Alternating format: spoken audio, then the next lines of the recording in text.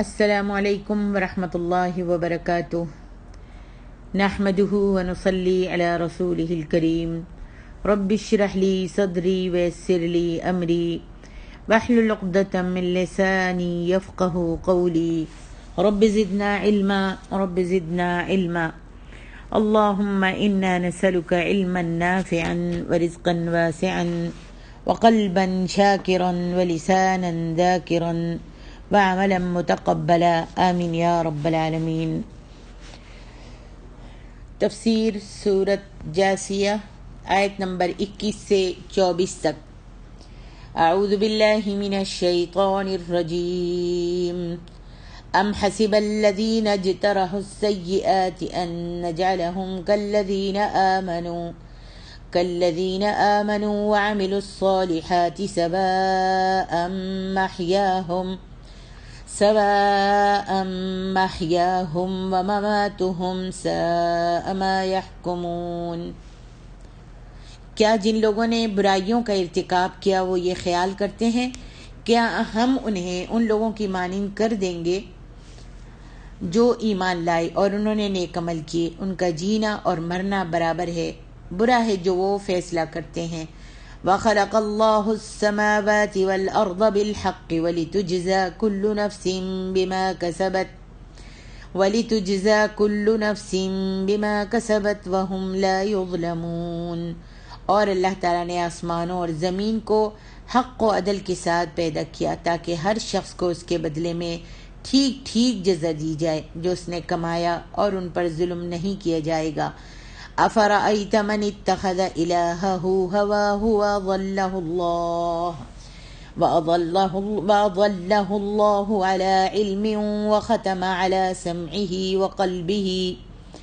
وختم على سمعه وقلبه وجعل على بصره غشاوة فمن يهديه من بعد الله افلا تذكرون۔ کیا پھر آپ نے اسے دیکھا جس نے اپنی خواہش نفس کو اپنا معبود بنا لیا اور اللہ تعالیٰ نے اسے گمراہ کر دیا جبکہ اسے حق کا علم تھا، اور اس کے کانوں اور اس کے دل پر مہر لگا دی اور اس کی آنکھوں پر پردہ ڈال دیا، پھر کون ہے جو اللہ کے بعد اسے ہدایت دے؟ کیا پھر تم نصیحت نہیں پکڑتے؟ اللہ تبارک و تعالیٰ نے بیان فرمایا ہے کہ مومن اور کافر برابر نہیں ہیں، جیسا کہ اللہ تعالیٰ ارشاد فرماتے ہیں لا يستوی اصحاب النار واصحاب الجنہ اصحاب الجنۃ هم الفائزون۔ سورۃ الحشر۔ اہل دوزخ یعنی دوزخ والے اور جنت والے برابر نہیں، جنت والے تو کامیابی حاصل کرنے والے ہیں۔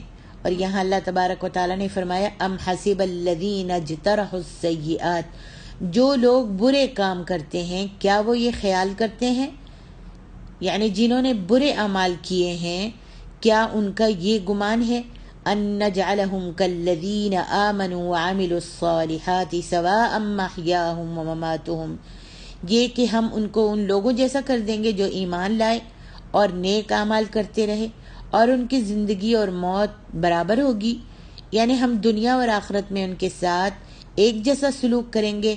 ساء ما یحکمون، یہ جو فیصلہ کرتے ہیں نا یہ بہت برا فیصلہ ہے، یہ انہوں نے ہمارے عدل کے بارے میں جو یہ گمان کر لیا ہے وہ بہت ہی برا ہے۔ ہم ابرار اور فجار کے ساتھ دنیا اور آخرت میں یکساں سلوک کریں گے۔ اللہ اکبر۔ یہ ان لوگوں کا حال ہے جو روز آخر اس آیت میں جو بیان فرمایا گیا ہے، علماء اہل تفاسیر لکھتے ہیں کہ یہ ان لوگوں کا حال ہے جو روز آخرت پر یقین نہیں رکھتے، اور روز آخرت پر یقین نہ رکھنے کا لازمی نتیجہ یہ ہوتا ہے کہ وہ کسی اخلاقی پابندی کا پابند نہیں رہ سکتا، وہ بے لگام ہو کر اور بلا خوف و خطر دوسروں کے حقوق پامال کرنے لگتا ہے اور صرف اپنے ہی مفادات سوچنے کے درپے ہو جاتا ہے۔ ایسے ہی لوگوں سے یہ سوال کیا جا رہا ہے کہ تمہارا کیا خیال ہے کہ بدکاروں اور نیک عمل کرنے والوں کا انجام ایک ہی جیسا ہونا چاہیے کہ سب مر کر مٹی میں مل کر مٹی بن جائیں اور کسی سے اس کے اعمال کی پوچھ گچھ نہ ہو، نہ ہی انہیں ان کے اعمال کا اچھا یا برا بدلہ دیا جائے۔ کیا تم پروردگار عالم سے یہی توقع رکھتے ہو کہ وہ ایسی بے انصافی کو گوارا کرے گا؟ اگر فی الواقع تمہارا یہی گمان ہے تو اللہ کے متعلق تمہارا یہ گمان جو ہے ساء ما یحکمون، بہت ہی برا گمان ہے، بہت ہی غلط خیال ہے۔ فرمایا سواء محیاہم و مماتہم ساء ما یحکمون، ان کا جینا کبھی ایک جیسا نہیں ہو سکتا۔ اللہ تعالیٰ کے فرما برداروں کو حیات طیبہ نصیب ہوتی ہے، لوگ ان کی عزت کرتے ہیں۔ اللہ کے فرما برداروں کی، نیک لوگوں کی، دیندار لوگوں کی، لوگ ان کی عزت کرتے ہیں، ان کی راست بازی پر اعتماد کرتے ہیں، انہیں دنیا کی زندگی میں سکھ اور چین نصیب ہوتا ہے، اور ان کا دل بھی مطمئن رہتا ہے۔ جو اللہ کے ساتھ لگے رہتے ہیں، جو دیندار ہوتے ہیں، جو اللہ تبارک و تعالیٰ کی معرفت حاصل کر لیتے ہیں، ان کا دل بھی مطمئن رہتا ہے، اور جو قضا اور قدر پر راضی ہوتے ہیں ان کے دل کو اللہ اطمینان دے دیتا ہے۔ اس کے برعکس فریب کار، چور ہیں، ڈاکو زانی ہیں، شراب خور ہیں، ان کو کبھی بھی حقیقی مسرت حاصل نہیں ہوتی، حتیٰ کہ مشرکوں کو بھی کبھی ادھر کبھی ادھر، کبھی اس قبر پہ کبھی اس مزار پہ در سے در پھرتے رہتے ہیں، سر ٹکراتے رہتے ہیں، حقیقی مسرت ان کو بھی نہیں ملتی، لوگوں میں بدنام بھی ہوتے ہیں، ضمیر ملامت بھی کرتا رہتا ہے، کوئی شخص دل سے کبھی ان کی عزت نہیں کرتا، مقدمات اور حکومت کا ڈر بھی الگ لگا رہتا ہے چوروں اور ڈاکوؤں اور زانیوں وغیرہ کو۔ غرض کے بدکاروں کی دنیاوی زندگی بھی تلخیوں اور بے چینیوں میں گزرتی ہے۔ موت کا وقت مقرر ہے، اس سے پہلے کیسے مر جاتے ہیں؟ پھر ان دونوں کی زندگی ایک جیسی کیسے ہوتی ہے؟ موت کا وقت مقرر ہے، اس سے پہلے کوئی بھی نہیں مرتا اور نہ ہی مر سکتا ہے، تو پھر ان دونوں کی، نیکوں کی اور بدوں کی زندگی ایک جیسی کیسے ہو سکتی ہے؟ اگر ان کی زندگی ایک جیسی نہیں تو یقین جانیے کہ مرنا بھی ایک جیسا نہیں ہو سکتا۔ دنیاوی مقدمات کا نتیجہ نکل کے رہے گا۔ دنیا میں جتنا بھی کچھ کیا ہے نا، ان کا مقدمہ جو ہے، اس مقدمات جو کر رہے ہیں دنیا میں، جو آگے بھیج رہے ہیں، جو بھی کام کر رہے ہیں، برا کام کرنے والے کو بھی پوچھا جائے گا، اور نیک کام کرنے والوں کے بارے میں بھی ان کو پوچھا جائے گا کہ تم نے نیک اعمال کیے تو اس کا نتیجہ کیا ہے، اور برے اعمال کا بھی نتیجہ نکلے گا۔ یہ تو ناممکن ہے کہ دونوں طرح کے انسان مر کر مٹی میں مل کر مٹی بن جائیں، کسی سے بھی کوئی پوچھ گچھ نہ ہو، نہ نیک لوگوں کو ان کے اچھے اعمال کا بدلہ دیا جائے، نہ بدکاروں کو سزا دی جائے۔ اور یہ معاد، یہ آخرت پر پہلی عقلی دلیل ہے جو اللہ کی صفت عدل کے تقاضے کے مطابق ہے۔ آگے ارشاد ربانی ہے وَخَلَقَ اللَّهُ السَّمَاوَاتِ وَالْأَرْضَ بِالْحَقِّ وَلِتُجْزَى كُلُّ نَفْسٍ بِمَا كَسَبَتْ وَهُمْ لَا يُظْلَمُونَ۔ یہ معاد یعنی عالم آخرت کے قیام پر دوسری دلیل ہے۔ پہلی دلیل آپ نے سن لی ہے اور پڑھ لی ہے، اور یہ دوسری دلیل ہے عالم آخرت کے قائم ہونے پر، اور یہ اللہ تعالیٰ کی صفت حکیم ہونے کے تقاضے کے مطابق ہے۔ یعنی اللہ کا کوئی کام بھی حکمت اور مصلحت سے خالی نہیں ہوتا۔ پھر کیا یہ سارا کارخانہ، ساری کائنات حکمت سے خالی ہو سکتی ہے، جس کی ایک ایک چیز انسان کے لیے پیدا کی گئی ہے؟ انسان اس دنیا کی ہر چیز سے فائدہ اٹھا رہا ہے۔ اب اگر انسان اچھے یا برے اعمال جیسے بھی اس سے ہوتے ہیں اس دنیا میں کر کے مر جاتا ہے اور اس سے کچھ بھی مواخذہ نہیں کیا جاتا، تو اس کا مطلب یہ ہوا کہ اس کائنات کو پیدا کرنا، پھر اس کائنات کی چیزوں سے انسان کو فائدہ اٹھانے کا موقع دینا، سب کچھ بے سود، عبث اور ایک بے نتیجہ کھیل تھا، اور ایسا کام کرنا اللہ کی حکمت کے سراسر منافی ہے۔ لہذا لازمی ہے کہ اس دنیا کا نتیجہ ایک دوسرے عالم کی صورت میں نکلے، جس میں ہر طرح کے انسانوں کا پورا محاسبہ کیا جائے، بدلہ دیا جائے۔ سبحان اللہ۔ ارشاد ربانی ہے افرأیت من اتخذ الہہ ہواہ وَأَضَلَّهُ اللَّهُ عَلَى عِلْمٍ وختم علی سمعہ وقلبہ. یہ بھی وہی شخص ہو سکتا ہے جسے اللہ کے سامنے حاضر ہونے اور اپنے اعمال کی جواب دہی کا یقین نہ ہو، جو اپنے آپ کو، اپنی خواہشوں کو معبود بنا لیتا ہے. تو فرمایا بھلا آپ نے اس شخص کو دیکھا جس نے اپنی خواہش کو اپنا معبود بنا رکھا ہے؟ وہ اپنی خواہش نفس ہی کی پیروی کرتا ہے. جس چیز کو اس کا نفس اچھا سمجھتا ہے وہ کرتا ہے، اور جس کو اس کا نفس برا سمجھتا ہے اس کو چھوڑ دیتا ہے. وَأَضَلَّهُ اللَّهُ عَلَىٰ عِلْمٍ، اور اللہ نے اسے علم کے باوجود گمراہ کر دیا. یعنی اللہ تعالیٰ نے اسے گمراہ کر دیا اس لیے کہ اسے علم ہے اور یہ اسی بات کا مستحق ہے. اور ایسے شخص کی زندگی کا مقصد بس یہی رہ جاتا ہے کہ اپنے نفس کی خواہشات کو پورا کرتا جائے، کوئی اخلاقی پابندی یا شریعت کی عائد کردہ پابندیوں کو قبول نہ کرے. ایسا شخص نہ اللہ تعالیٰ کے اوامر کی تعمیل کرنا گوارا کر سکتا ہے اور نہ منع کیے ہوئے کاموں سے اجتناب کر سکتا ہے. وہ تو ظلم و عصیان میں شتر بے مہار کی طرح آگے ہی بڑھتا چلا جاتا ہے. تو اللہ تعالیٰ فرماتے ہیں جب وہ اتنا آگے بڑھ جاتا ہے تو پھر وَخَتَمَ عَلَىٰ سَمْعِهِ وَقَلْبِهِ وَجَعَلَ عَلَىٰ بَصَرِهِ غِشَاوَةً، ہم اس کے کانوں اور دل پر مہر لگا دی اور اس کی آنکھوں پر پردہ ڈال دیا ہے، جس کی وجہ سے یہ وہ بات نہیں سن سکتا جو اس کے لیے نفع بخش ہو، اور نہ ایسی کوئی چیز یاد رکھ سکتا ہے جس سے یہ ہدایت حاصل کرے، اور نہ کسی دلیل کو دیکھ سکتا ہے جس سے یہ روشنی حاصل کرے.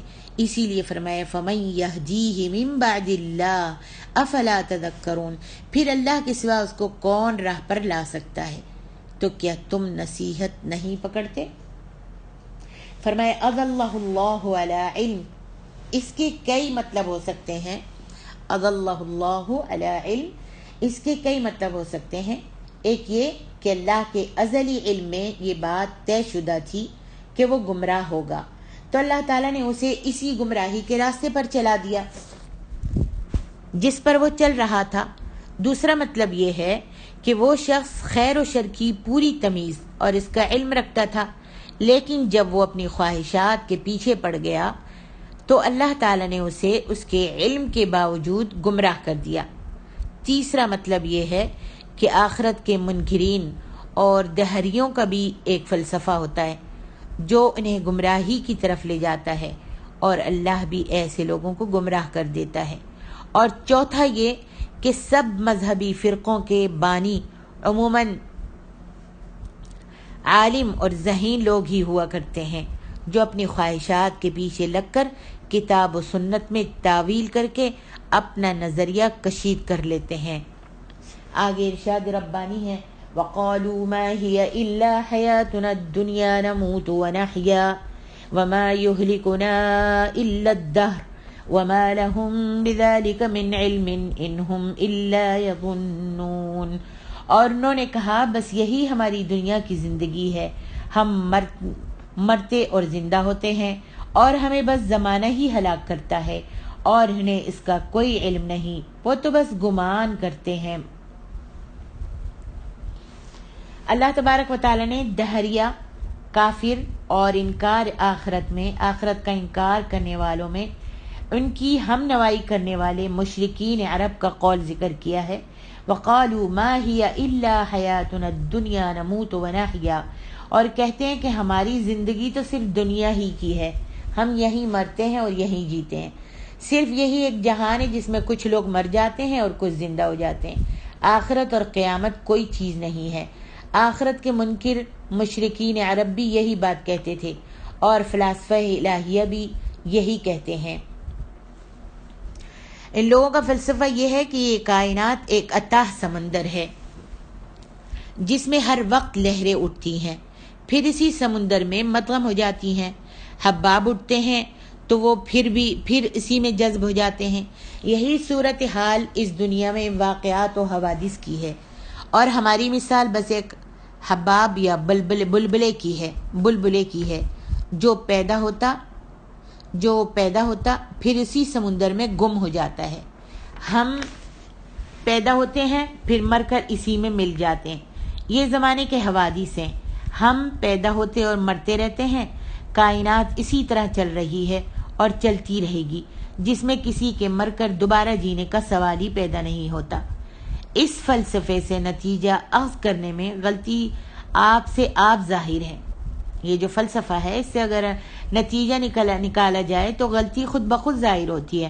سمندر میں ایک موج اٹھی، پھر اسی میں گم ہو گئی، پھر اسی سمندر سے موج اٹھی۔ گویا اگر سمندر سے دوبارہ بھی موج اٹھ سکتی ہے تو مٹی سے پیدا ہو کر انسان مٹی میں مل جانے کے بعد دوبارہ اسی مٹی سے کیوں پیدا نہیں ہو سکتا؟ نیز مرنے کے بعد کے حالات سے متعلق اگر کچھ انسانی علم کی بنا پر کہا جا سکتا ہے تو وہ صرف یہ ہے کہ ہم نہیں جانتے کہ مرنے کے بعد دوسری زندگی ہے یا نہیں۔ یہ نہیں کہا جا سکتا کہ مرنے کے بعد دوسری زندگی نہیں ہے۔ انسان کے پاس تحقیق کا کوئی ذریعہ ایسا نہیں جس سے وہ دعوے کے طور پر کہہ سکے کہ مرنے کے بعد کوئی دوسری زندگی نہیں۔ پھر یہاں ایک اور سوال بھی پیدا ہوتا ہے، وہ یہ کہ مرنے کے بعد روح کہاں جاتی ہے؟ ظاہر ہے کہ وہ تو نہیں مرتی، کیونکہ روح کے متعلق سب لوگوں کا ایسا ہی عقیدہ رہا ہے۔ انسان کی موت کوئی ایسا حادثہ تو نہیں جیسے ایک گھڑی چلتے چلتے رک جائے۔ ان سب باتوں سے معلوم ہوتا ہے کہ زن غالب بھی دوبارہ زندہ ہونے کی طرف ہی ہے، کہ زن غالب بھی دوبارہ زندہ ہونے کی طرف ہی ہے، مر کر بالکل فنا ہو جانے کی طرف نہیں، مر کر بالکل فنا ہو جانے کی طرف نہیں۔ اور یہ لوگ جو دوبارہ زندگی کا انکار کرتے ہیں تو یہ بات کسی علم کی بنا پر نہیں کرتے، بلکہ ان کا دل یہ نہیں چاہتا کہ مرنے کے بعد کوئی زندگی ہو جس میں ان سے ان کے برے اعمال کی پوچھ گچھ ہو، لہذا وہ اس کا سرے سے انکار کر دیتے ہیں اور انکار کر دینے میں ہی اپنی عافیت سمجھتے ہیں، اور یہ محض ان کا وہم و گمان ہوتا ہے۔ یہ ان کا، اللہ تعالیٰ نے فرمایا، یہ ان کا گمان ہوتا ہے، انہم الا یظنون، گمان ہی ہوتا ہے، کوئی علمی دلیل اس پر وہ کبھی پیش نہیں کر سکتے۔ اللہ اکبر۔ دہریہ لوگ دراصل فریب خوردگی میں مبتلا ہوتے ہیں اور اسی میں مبتلا رہنا چاہتے ہیں۔ وہ کہتے ہیں کہ ہمیں زمانہ ہی ہلاک کرتا ہے، حالانکہ زمانہ تو گردش لیل و نہار کا ہی دوسرا نام ہے، جس میں نہ حس ہے، نہ شعور، نہ تصرف، نہ اختیار۔ پھر وہ ہمیں ہلاک کیسے کر سکتا ہے؟ زمانہ ہمیں کیسے ہلاک کر سکتا ہے؟ لا محالہ ان کے ذہن میں کوئی اور چیز ہوتی ہے جو حس، شعور، تصرف اور اختیار رکھتی ہو، مگر وہ اس کا نام نہیں لینا چاہتے اور اس کے بجائے زمانے کا نام لے لیتے ہیں، اور جس چیز کا وہ نام نہیں لینا چاہتے وہ اللہ ہے، جس کا وجود اور علی الاطلاق تصرف واضح دلائل سے ثابت ہے، اور زمانے کا الٹ پھیر اور گردش لیل و نہار بھی اسی کے قبضہ قدرت میں ہے۔ سبحان اللہ۔ اللہ کے رسول صلی اللہ علیہ وسلم کی حدیث ہے، حضرت ابو ہریرہ سے روایت ہے کہ نبی علیہ الصلوۃ والسلام نے فرمایا، قال اللہ عز وجل یؤذینی ابن آدم یسب الدہر وانا الدہر بیدی الامر اقلب لیلہ ونہارہ۔ اللہ تعالیٰ ارشاد فرماتے ہیں، ابن آدم مجھے ایذا پہنچاتا ہے، ابن آدم مجھے ایذا پہنچاتا ہے، وہ زمانے کو گالی دیتا ہے، حالانکہ زمانہ تو میں ہوں، میرے ہاتھ میں سب معاملہ ہے اور میں ہی اس کے لیل و نہار کو، رات اور دن کو بدلتا ہوں۔ اور ایک روایت میں ہے کہ نبی صلی اللہ علیہ وسلم نے فرمایا، لا تسبوا الدہر فإن اللہ هو الدہر، زمانے کو گالی مت دو کیونکہ اللہ تعالیٰ ہی زمانہ ہے۔ امام شافعی اور دیگر کئی ائمہ نے اس حدیث کی تفسیر میں لکھا ہے کہ عربوں کو زمانہ جاہلیت میں جب کوئی سختی یا بلا یا مصیبت پہنچتی تو وہ کہتے تھے، ہائے زمانے کی خرابی۔ وہ ان افعال کو زمانے کی طرف منسوب کرتے اور زمانے کو گالی دیتے تھے۔ آج بھی تو ہم سب کرتے ہیں نا، ہائے زمانہ کتنا خراب ہو گیا ہے، تو زمانے کو گالی نہیں دینی چاہیے۔ تو جو عرب زمانہ جاہلیت میں، یعنی جاہلیت کے وقت میں عرب جو تھے وہ اس طریقے سے کہا کرتے تھے، جب مصیبت، کوئی پریشانی، مشکل آتی تو وہ اپنے اس کام کو زمانے کی طرف منسوب کرتے تھے اور اس کو گالی دیتے تھے، حالانکہ ان تمام افعال کا فاعل اللہ تعالیٰ ہے۔